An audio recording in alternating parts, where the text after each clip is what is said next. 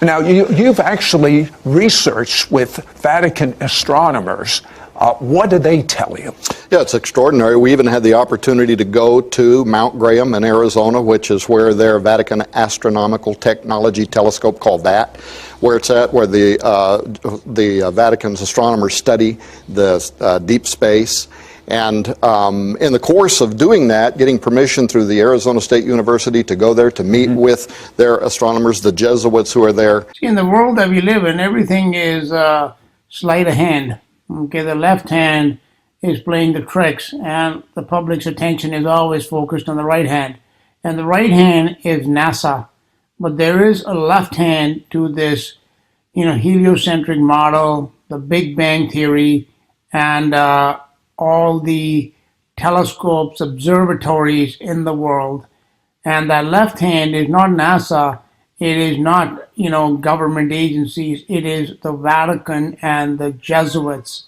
So here's an article from a plaintruth.info. I would like to draw your attention to this Graham Observatory. What they're calling it here is a tower, okay, for studying the stars. And what did we read in Genesis chapter 11 yesterday when I posted my video titled, Why Did NASA Name Their Apollo Moon Program After Lucifer? In that I talked about Nimrod and the Tower of Babel. So is this a new Tower of Babel that they have built in Arizona on Mount Graham? Is that what they're trying to tell us? And this article is titled, Why is the Vatican the largest and longest owners of telescope observatories, including the newest, named Lucifer? The dedication plaque of VAT reads, the new tower, this is this Graham Observatory in Arizona, where there's this telescope called VAT. This new tower for studying the stars has been erected during the 15th year of the reign of John Paul II. Now, most people, when reading such information, it'll go right over their head, the subtlety and the fine detail that is in it. What he said here is that this was erected during the 15th year of the reign, R-E-I-G-N, reign of John Paul II.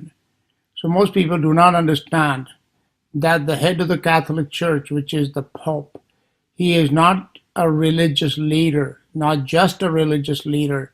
He is more a head of state, which is the head of the country, the Vatican City. He is the head of this country.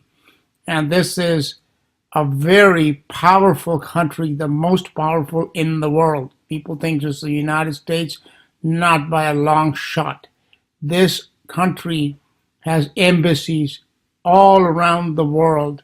They have their agents, let's say, in every nation, sitting right next to the reigning heads of state, whether it's the president or it's the prime minister of England or it's the king of Timbuktu. It doesn't matter.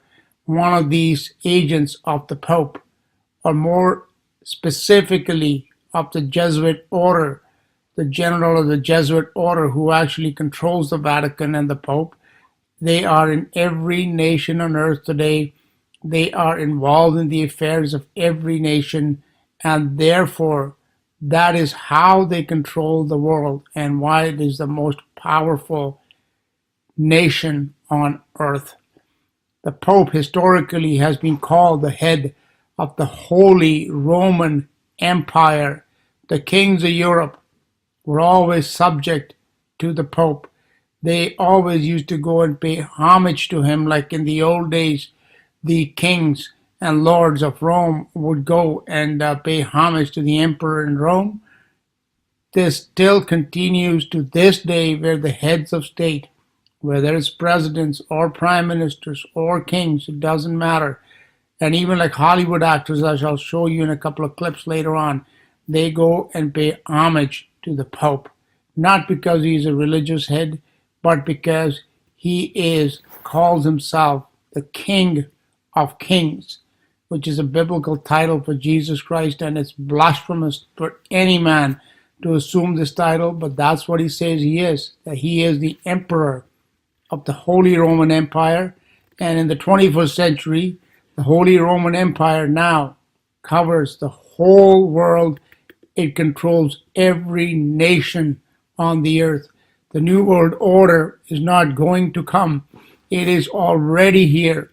It has already been put in place. It is just a matter of time before what has been done covertly will become overt, and then shall begin the Inquisition once again as it ruled in Europe for 800 years. And on this beautiful site for such studies, and it has been equipped with a new large mirror for detecting the faintest glimmers of light from distant objects. May whoever searches here night and day the far reaches of space use it joyfully with the help of God.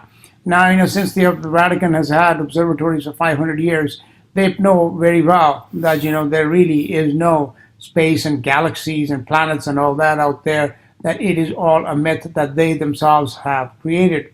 The Vatican's latest, the Lucifer telescope, a key to understanding how long the myth of a global heliocentric agnostic universe has been perpetuated on all is to understand how long and deep the Vatican has been involved with observing the heavens all the way back to Copernicus, who himself became a Catholic priest in the last years of his life and studied canon law. Through owning all the information coming from the heavens, along with NASA, they have been able to steer, not along with NASA, they actually run NASA.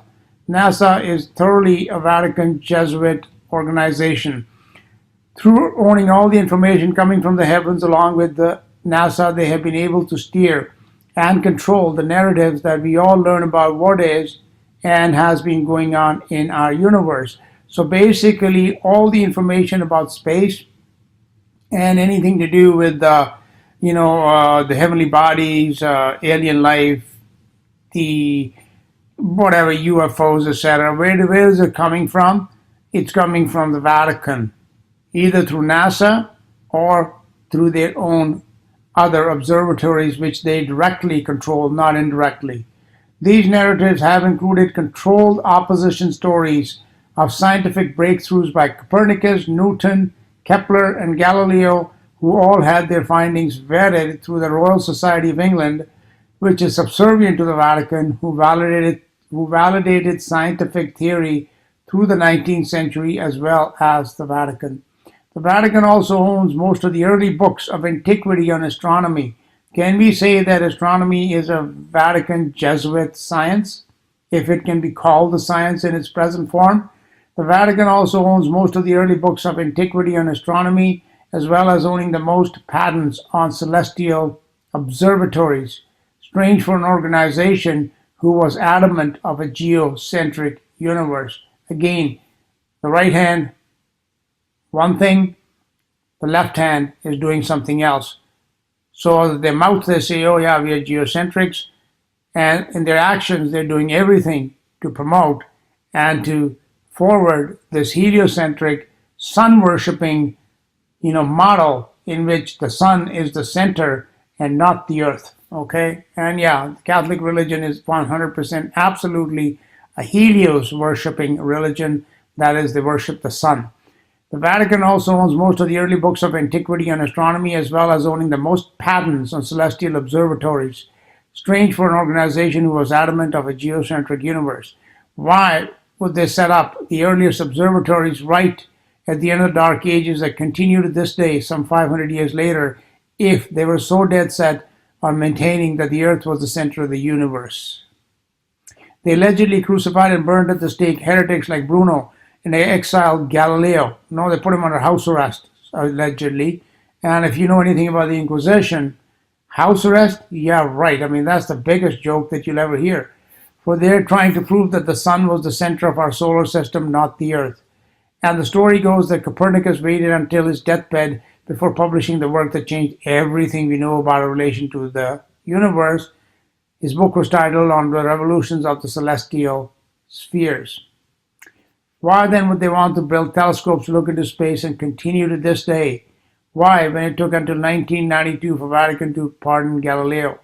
The 500-year great lie can be understood in that the Vatican, the Royal Society of London, a Nazi German-run NASA, and the Nazis were 100% run by the Vatican. There is no doubt about that. There is so much information on the internet. You can read books like Hitler's Pope and,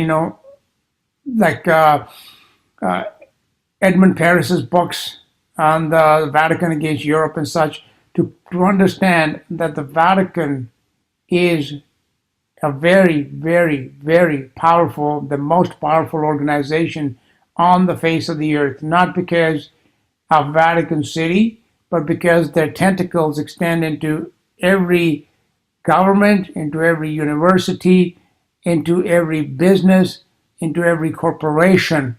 Okay? They control the people that control those businesses, corporations, governments, and even like the religious institutions, the churches, whether they're Catholic or Protestant now, it doesn't matter. The Jesuits, control it all. That's why they control NASA. Okay, all pictures and stories of space come from NASA, yet this little is heard from Vatican observatories as to their conclusions, as to what their most sophisticated telescopes are finding. Why? The only answer being that central casting and planning want it that way. However, this interview, I'm including another 5-6 minute clip. In this, we'll find out what the agenda is for this Vatican. Why, first of all, they started this whole 500-year-old lie. And in many videos, including myself and many other people, have come to this conclusion that the whole reason for this heliocentric model is to hide our Creator. For the Big Bang, evolution, infinitely expanding universe lie is to hide the Creator from us, because in altering the facts about the creation, which speak very highly of the Creator, that's what they're doing. They're hiding the Creator. And this is going to be so apparent in this interview, coming out of the mouth of these Jesuits like Tom Horn, and who pretends to be a Christian, okay? But the information he's coming out with, unless he was a Jesuit, no way would he have access to it. And again, the agenda is, yes, it is to deny God and to exalt Lucifer. Just watch my video I just did about NASA, why they named their moon program Apollo, why it was named after Lucifer. We also got access to top astronomers that work in Rome, including an astronomer by the name of Guy Cosmonago. He's one of the top astronomers for the Vatican. What was the major thing you got from that interview with him? Oh, well, two major things. One, he says without apology that very soon the nations of the world are going to look to the aliens for their salvation. So now, this information as to who does what and what the agenda is, it does come through when you learn how to read between the lines. And yeah, they're going to look for salvation to the aliens. Why? I mean, if this organization, the Catholic Church, if pretends to be Christian, don't they have a salvation or a savior already, Jesus Christ? Why would they be looking to aliens for a salvation? So, is NASA the originator of this whole aliens, Martians coming from space? No, those stories have been around a lot longer, like these H.G. Wells and Jules Verne and all these guys going way back even into the 17th, 18th centuries and perhaps even earlier. And trust me, most of these stories and this whole narrative has been shaped by the Jesuits, and it is for this purpose is to try and disprove the Bible, to deny the divinity of Jesus Christ, and many people already believe that we have to look for aliens to come and save us and to give them another savior. Now the human saviors have not worked and they will not work, so now they're going to manufacture a savior that is going to come from beyond the earth. The Messiah is going to descend, and this is what they are working towards. And they have all the space agencies, they have all the observatories, they have all the universities, the professors, Harvard, Yale, Oxford, you name it. They are all controlled and run by the Jesuits. And then, of course, you want to get behind that, right? You want to find out where are they coming from. So he agreed to be interviewed 5 times from Rome, and then gave us documents which are not available to the public that outline what much of the inner thinking of the highest level theologians and astronomers at the Vatican believe now, including the idea that Jesus might be the son of a star child. Now, when we ask him what is a star child, right, they're talking about an alien intelligence from another world, and that the birth of Jesus Christ, the virgin birth, was in fact comparable to an abduction scenario in which these aliens used the Virgin Mary to create Jesus. And this is one of the ways in which they're combining the idea that we are soon to be visited by an alien savior from another world. I know these guys like Tom Holland, they run around telling us there's great deception coming, there's great delusions coming, but they themselves are very active in actually in disseminating these delusions. Okay, like this delusion about what he was saying about Jesus being a star child. I mean, just the blasphemy in that as a Christian, if I was in the place of Tom Horn, I wouldn't even speak that with my mouth. It is so blasphemous, okay? And then again, does that not show you, as many times many people have told us, that it is the Vatican that is Luciferian, that the synagogue of Satan is the Vatican, it is the Catholic religion, and if you're a Catholic, you really need to understand your religion, because all you do is you go to Mass and you say a few, repetitious prayers. And that's what Jesus said, the heathen think that they'll be heard because they keep repeating certain phrases, like doing the rosary. That's going to make you righteous with God. No, my friends, it is not. And you're not going to go to purgatory. The place is actually called hell, from which there is no escape. And therefore, you can see who is the anti-Christian organization, the most powerful anti-Christian organization in the world. It is the Vatican. Hold that thought. Wait till you find out about the Vatican astronomer saying he's operating with Project Lucifer.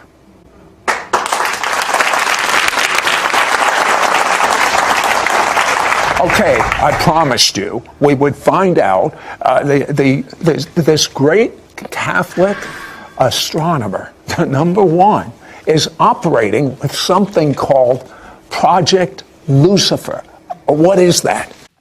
So this host, Jesuit deceiver himself, instead of coming out and saying that, this satanic Luciferians are working so hard to deceive us, that these people are satanic Luciferian deceivers, he calls him the great Catholic astronomer number one. Yeah, you call yourself a Christian and you name Lucifer and proudly proclaim that you are searching for aliens who are going to provide you salvation. See that IHS in the left-hand corner? That is the Jesuit logo. And see that triple tiara and the 2 keys? That is the symbol of the Pope.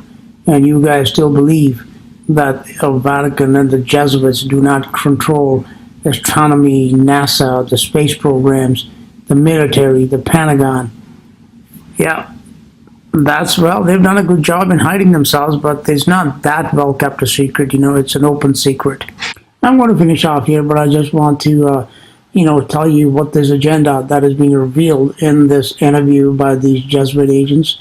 And it is this, in the 1970s, they had these books written which tried to say that Jesus Christ, lived after his crucifixion, and he went off and he had children with Mary Magdalene and all that. That's been floating around for a long time. Of course, that came out of the Jesuit pit, but that story really didn't go anywhere. So now they're inventing this new one that he is a star child. And at the end of this interview, you will notice this other big Vatican dude, and what he is saying is that we're going to have to rewrite the gospel. So you see, guys, truth is in the Bible. Jesus Christ is the truth, the way, the life. And these are the enemies of Christ. These are the antichrists. They serve the enemy of man, who is Satan, and therefore all their actions, their words say one thing, but all their actions are quite the opposite, and they clearly reveal to us who they serve, which is the prince of darkness, not the light of this world. Okay, now it's up to you to study and understand it. That is what the agenda is, and it is, going to be, I guess, culminated with some sort of alien invasion with UFOs, etc. UFOs, of course, exist. There's many unidentified flying objects up there. Most of them, I believe, are from the military, and but they're not coming from any of the planets because there are no planets out there. They may be coming from some other regions inside the Earth where they have some other race or whatever that is involved in this deception. That I can buy. But this, of course, with the space idea is that it pushes that whole Big Bang evolution model, and you think that it would be the Catholic Church pretends to be, all for God and creation, but they are the very ones, like Jesuit priest George Lemaitre. The Big Bang Theory is a Jesuit theory, as is, of course, evolution and everything that is a denial of our Creator God. Thank you for listening. This is Paul Sandhu. Well, up on top of Mount Graham in Arizona, there's an observatory complex that consists of 3 very high-powered telescopes. One is the Vatican Advanced Technology Telescope. There's a radio telescope, and then there's one called the Large Binocular Telescope. This is the most powerful telescope in the world. In fact, they told us they can get better images of space than the Hubble Space Telescope can. Now, attached to this telescope is an infrared camera named Lucifer, which is really a kind of an odd name for a camera. And from the information that we gathered, this thing was named by the Max Planck Institute and some German astronomers. But the Vatican is part of this conglomerate up there, that they're all working together. Now, what this instrument's used for is astrobiology, for looking for exoplanets, looking for other worlds. And the infrared spectrum is also very useful for seeing things that can't be seen with the naked eye. And many UFO researchers have noted that you can see a lot of ships and entities that you normally can't see. Tell me about what the Vatican astronomers are telling you. What others, experts, I mean, you had a research team. Right. Tell me a few of the things they're telling. Well, first of all, the day that we spent on Mount Graham, the entire day there, we had the Jesuits speaking to us face to face. We also had systems engineers. It was astonishing, the access that they gave us. And one of the things we found amazing in the use of the Lucifer device and even the other telescopes is how commonly the astronomers spoke of UFOs. We were just taken back by the fact that it was almost a nuisance to them that there are so many. I have to tell you, UFOs, I mean, I think that's like science fiction, to be quite candid with you. But I told my staff about this interview, and one of the staff members said when he was 12 or 13 years old, he saw a UFO, and they visited him and talked to him. I mean, and that's just a small group of people. And statistics say 1 out of 2 people in America believe in UFOs, unidentified flying objects. And we're hearing now reports all over the world. Well, and a lot of Christians have saw them too. My wife and I were crossing over a mountain one time when a circular silvery device dropped down from the heavens, shot around, done all kinds of things we couldn't explain. We didn't know if it was an angel, a demon, or whatever it was, but it certainly was what people describe as UFOs. And so the phenomenon, to me, is certainly real. Then, of course, you begin defining what it is. Well, to the Vatican and to the astronomers... But wait a second, it's demonic. Why would the Vatican be studying this? Yeah, well, not only are they studying it, Corrado Balducci, who was the spokesman for the Vatican, He was their official mouthpiece concerning the alien presence, not just the reality of aliens on other worlds, but an alien presence that is here on Earth now. You can go to YouTube and watch his shows on Italian television when he spoke for the church and said that the church was using its embassies around the world to compile information, a case study, if you will, on what the aliens are doing on Earth now. So the belief system is deep, regardless of what you or I might make out of it. And I got to tell you, especially when it comes to alien abduction, I am convinced that we are talking about demonic activity, not intelligences from another world, maybe from another dimension. And they're moving in and out of our reality. They certainly have a conspiratorial plan that might even involve human hybridity. There's a lot to the study. That's why it took us thousands of pages and 6 investigators, and I had to bring a theologian on to make sure that I didn't get off track, right? But what they're saying to us now is it's going to affect Christian belief. There is a professor for the Pope's University in Rome, and he is a very highly respected intellectual. His last name is Tanzaniti. And he has written a paper now in which he is saying that very soon, not right in the beginning, we won't have to deny our Christian faith in the beginning. But there is information coming from another world, and once it is confirmed, it is going to require a rereading of the gospel as we know it. And that's the kind of information that we are receiving from the highest levels of Vatican intelligentsia. Well, there you have it, folks. The real reason for NASA faking space. It is just doing the bidding of its Vatican Jesuit masters who have been trying to destroy Christ since the days of Herod. Well, we know how that worked out. Watch the following clips of big Hollywood stars bowing before the Pope. And why?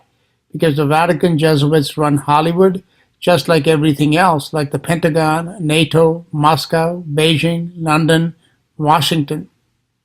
But have no worries, they're working on bringing you a new and improved 21st century alien savior. During his usual Wednesday general audience, the Pope had an unexpected visit, one with Arnold Schwarzenegger. It's a great honor to meet you. I wanted to come here and say thank you very much for protecting us. And we must communicate the importance not only about climate change, but about how many people die every year because of pollution. 7 million. Thank you very much. Thank you. Leonardo DiCaprio greeted the Pope in perfect Italian.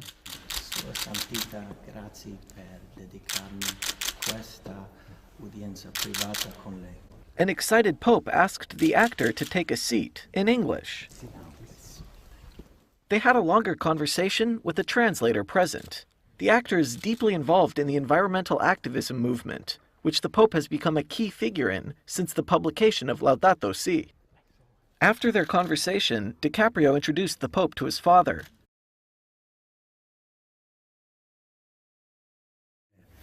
Painting planet Earth, when many thought that the Earth was still flat, that the Earth was still flat, that the Earth was still flat. So it represents to me the promise of the future and enlightenment.